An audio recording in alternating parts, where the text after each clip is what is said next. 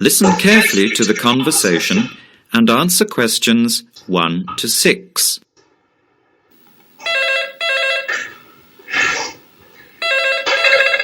Hello. Hello. Can I speak to Eleanor, please? This is Eleanor speaking. Hi. My name is Jan. I'm calling about the car that was advertised on the notice board in the Student Union building. Is it still for sale? Yes, it is. Your ad says it's a 1985 Celica, in good condition. It's old, but it has been well looked after. My family has had the car for 10 years. I'm just the third owner and my mother had it before me, so we know its history. We've got all the receipts and records. It's had regular maintenance and the brakes were done last year. It runs really well but looks its age. Why are you selling it, by the way? Well, I'm going overseas next month to study. I'll be away for at least 2 years, so I have to sell it. Unfortunately, it's been a good car. You want $1,500, is that right? I was asking $2,000, but since I need to sell it quickly, I've reduced the price. Would you like to come and take it for a drive? I don't live far from the university. Yes, I'd like to have a look. What time would suit you? Any time this evening is fine. Well, I finish classes at 6 o'clock. How about straight after that? Say 6:30? Great, I'll give you directions. When you leave the main gate of the university, turn left on South Road and keep going until you get to the Grand Cinema. Take the first right, that's Princess Street. I'm at number 88 on the right. So it's 80 Princess Street. No, it's 88 Princess Street and the suburb is Parkwood. You'll see the car parked in front. It's the red one with the for sale sign on it.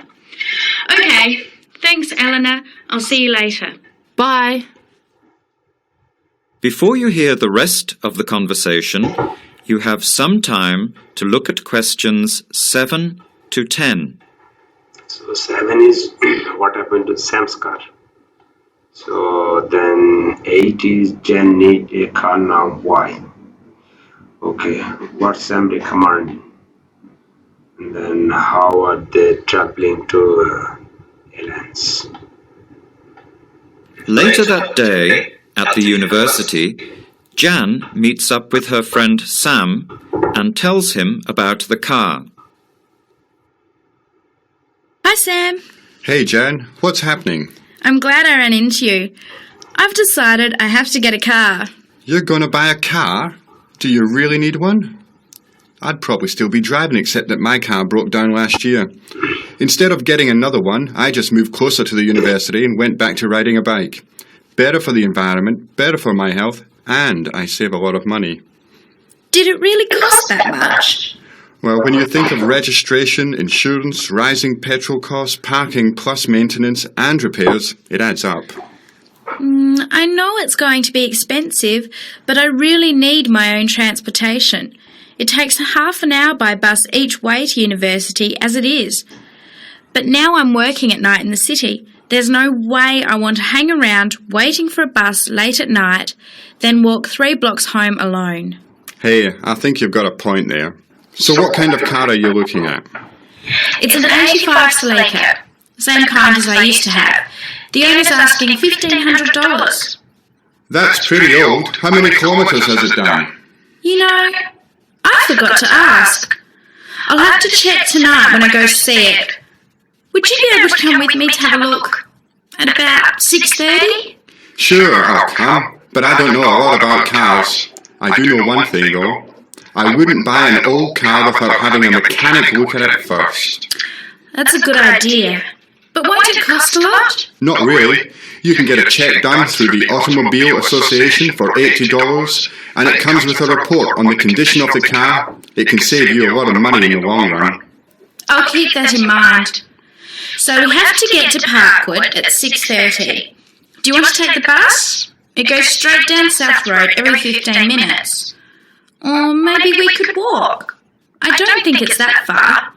Actually, I could borrow my roommate's motorbike for an hour or so. He's working all evening in the library. Do you think he'd mind? No way. He owes me a favour or two. Okay, great. See you at 6. outside the student centre. That is the end of section 1. You have half a minute to check your answers.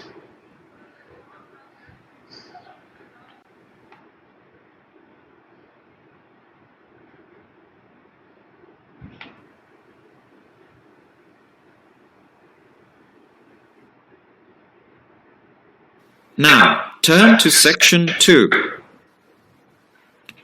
Section 2. You will hear a guide giving instructions to a group of international students in Canada preparing for a whale watching trip. Before you hear the talk, you have some time to look at questions 11 to 16. Trip text. Watch book. Send this.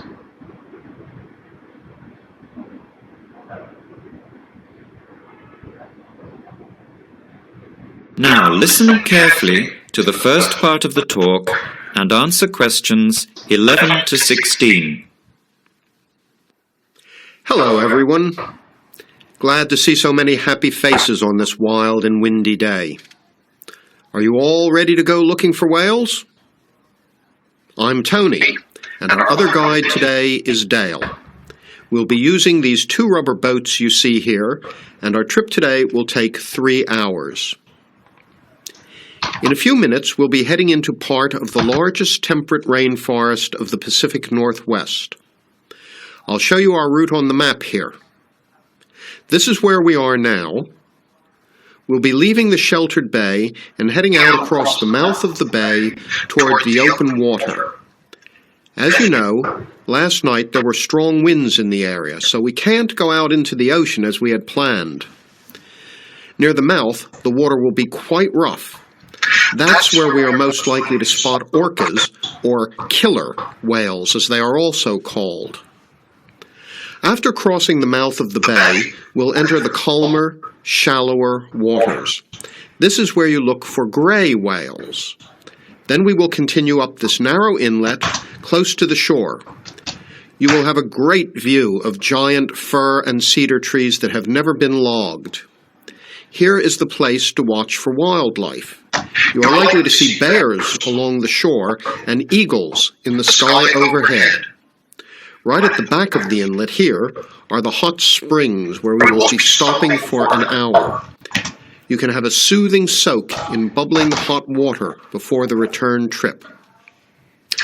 I'll tell you a little bit about the whales now, because with the noise of the wind and the engine, you won't be able to hear much out there. As we head out in the boat, we will probably see dolphins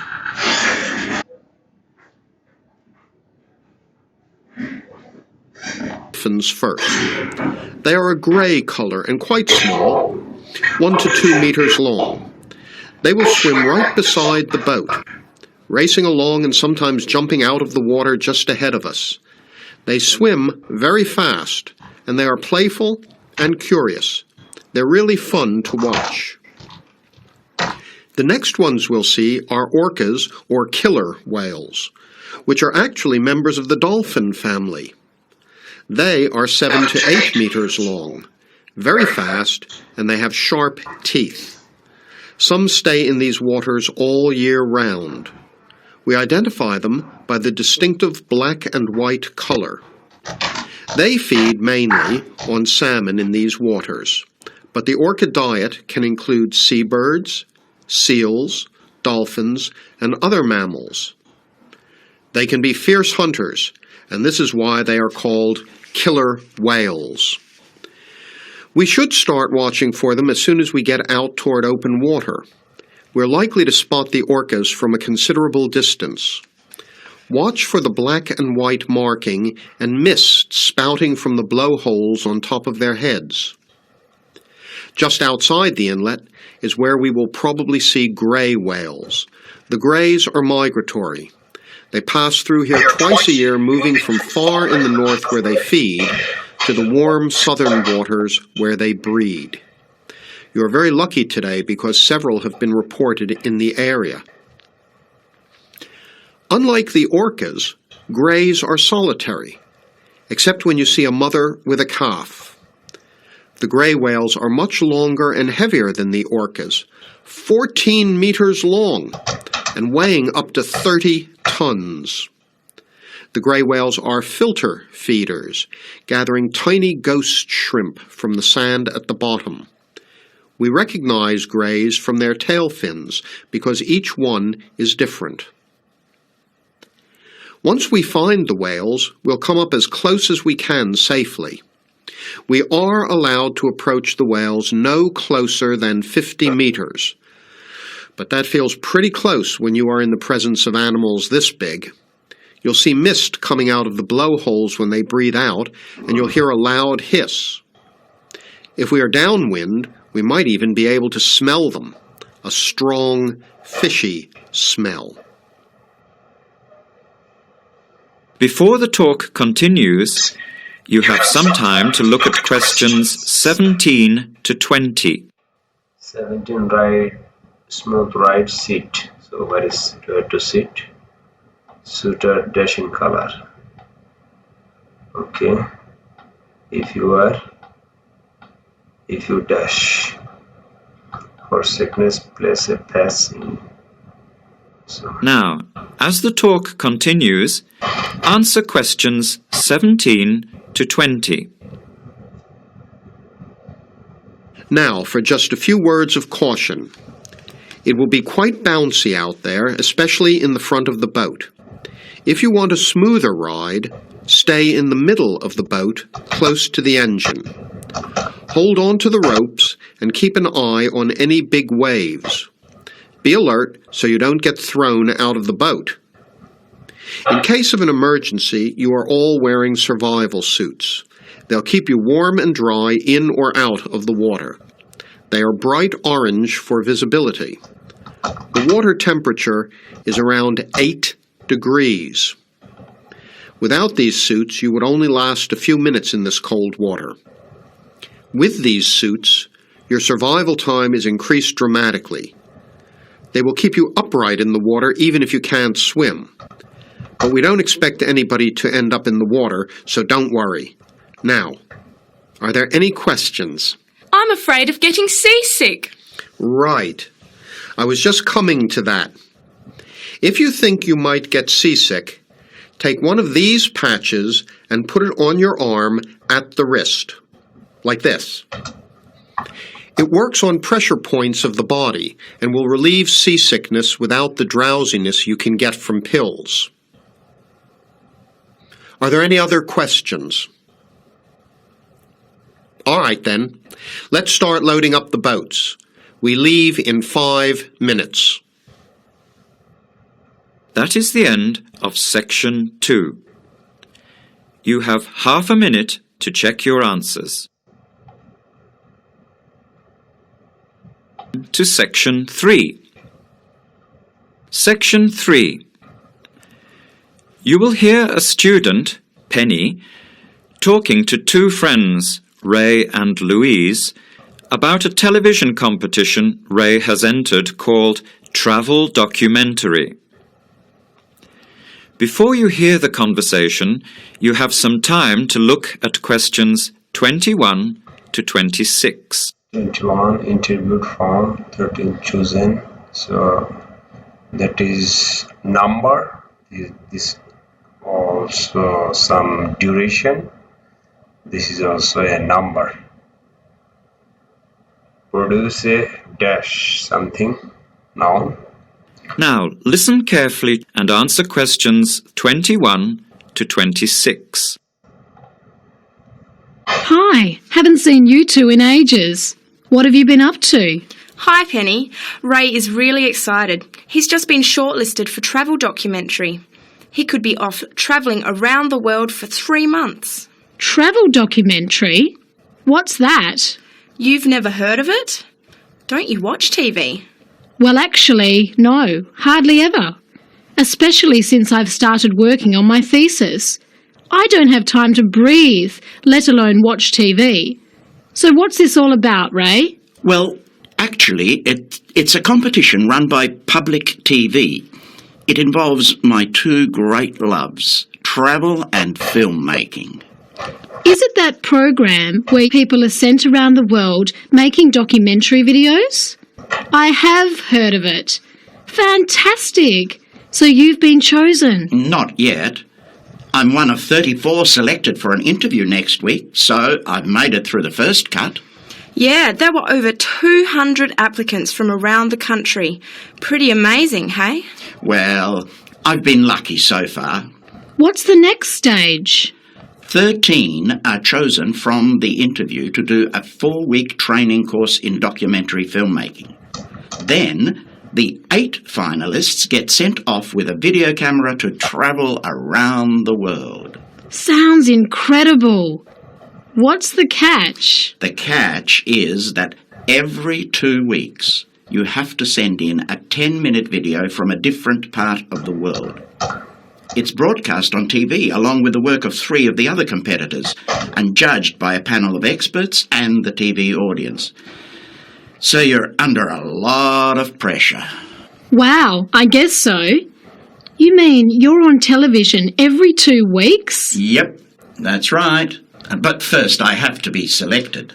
Do you have to have any filmmaking experience to apply? Some background in photography or video making helps, but you're not supposed to be an expert. In fact, you can't apply if you've already worked in filmmaking. We all get the same 4-week course, so we start with the same skills. Can you go anywhere in the world you want? Each competitor makes up his or her own travel plans and has to get them approved. Before the conversation continues, you have some time to look at questions 27 to 30. 27. What surprise or experience during the trip? Which of the following does Rex have most difficulty? 29.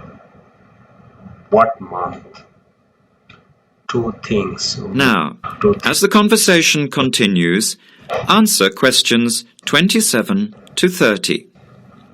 So name 2 things. Have you talked with anyone else who has done it? As a matter of fact, just last week, I met Sarah Price, a girl from here who did it last year. What did she have to say about it? She said it was the most amazing experience of her life, but it was really tough at times. I think you'd have to be really brave to take off like that alone with so much responsibility. It's not like going on a holiday, is it? No. 2 weeks in a country, often where you can't speak the language, to find a story, film it, organise all the editing. Then you're off to a completely different part of the world to start all over again. Pretty exhausting, but exciting too. What a way to see the world. What about Sarah Price? Did she have any bad experiences? She said the worst part was when she got some mysterious fever in Mongolia and thought she might have to be sent home. Fortunately, it got better, but she said it was scary to feel really ill when you're alone so far away. So what made you want to apply? When I saw the program on TV a while ago, I thought, this is for me. I've always wanted to travel, but needed to work for a year before I could even think about it. Then a new series started up. I thought, now's my chance. Don't you think you'll be lonely? I don't think I'll have time to be homesick. I'm more worried about having too much to do and not enough time to get things organised.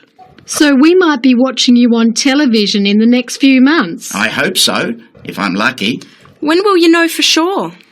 They choose the final 8 in March. A month later, you're on your way.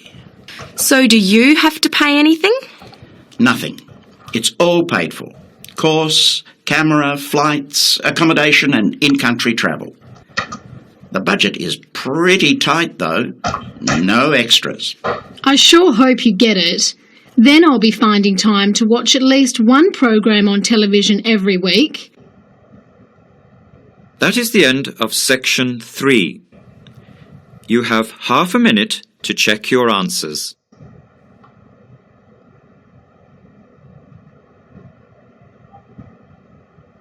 Question 4. You will hear a talk given by Kate Tomlin on the history of technology. First, you have some time to look at questions 31 to 33. QWERTY, first commercial typewriter. The purpose of QWERTY keyboard.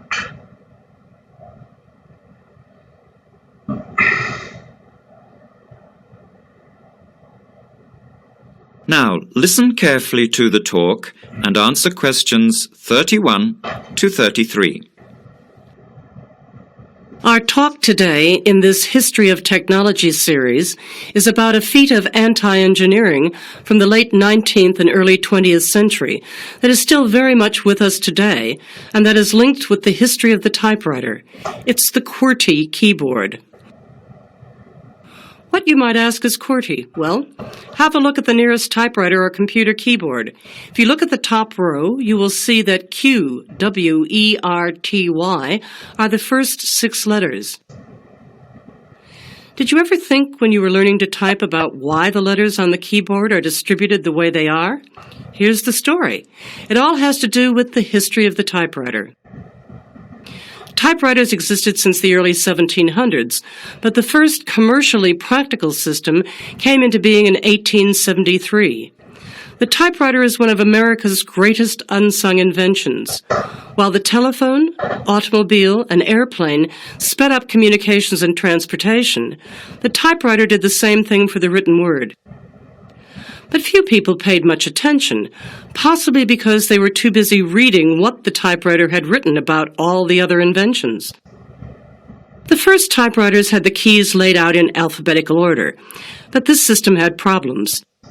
Some keys that tended to be typed together were physically close. This made the type bars hit each other and get stuck.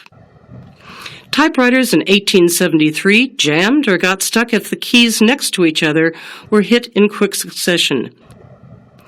To solve this problem, in 1878, the QWERTY keyboard was developed, spacing frequent letters away from each other and therefore reducing the number of jams. It was not specifically designed to slow down typists, as is generally believed, but the keyboard did create a built-in inefficiency for typists. The most common keys are scattered all over the keyboard rows, many on the left side. Right-handed people have to use their left hand, which is the weaker hand. Typewriter technology improved, doing away with the original rationale for the QWERTY distribution, but the keyboard remained. In spite of its inefficiency, it is the keyboard we all use today. Now you have some time to look at questions 34 to 40. Redesign. And then what 3000 words are in contrast only. Included 50% improvement. Now listen and answer questions 34 to 40. Already back in 1932, there was a solution to the problem. Efficiency expert August Dvorak came up with a new keyboard layout. His home row consisted of A, O, E, U, I, D, H, T, N, S, which includes all of the vowels as well as the most commonly used letters. On this keyboard, over 3,000 words can be typed using only the home row. In fact, 70% of all the work can be done on the home row, 22% on the row above, and 8% on the row below. The QWERTY keyboard allows only about 50 words to be typed without reaching for other rows. In addition, on Dvorak's keyboard, the right hand handles 56% of the workload and the left handles 44%, just about the opposite of the division of the QWERTY keyboard. This is an advantage for most right-handers. The Dvorak keyboard increased accuracy in typing by almost 50%, and speed by 15 to 20%. How much labor did this Dvorak layout save? In one study, a group of typists was evaluated in the use of both keyboards. Those using the Dvorak keyboard moved their fingers just about 1 mile on an average day, while those who used the QWERTY keyboard moved their fingers an average of 12 to 20 miles. The superiority of the Dvorak keyboard was clearly established. However, it has never been adopted as the keyboard of choice. Why? First of all, bad luck and bad timing on the part of the Dvorak team. First, there was the Depression. Not a good time for introducing change. But the main factor that worked against the Dvorak system was habit. People were used to the QWERTY keyboard. Computers today could easily switch the arrangement of letters to the Dvorak layout, but it seemed that because of habit, the QWERTY layout remains dominant. People felt comfortable with the keyboard they learned on, so it was the established patterns of hundreds of millions of typists, manufacturers, typing teachers, and typewriter salespeople that have crushed all moves toward keyboard efficiency for over 70 years. It looks like QWERTY keyboard may be with us for a long time yet. That is the end of section 4. You now have half a minute to check your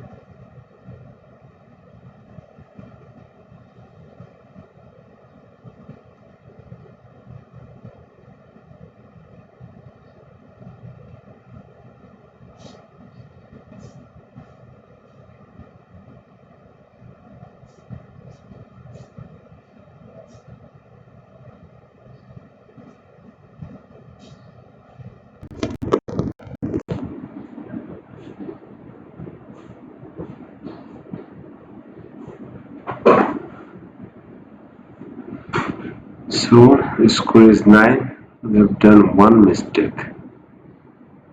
X 6:30 p.m. Okay. 0. But that's a silly mistake.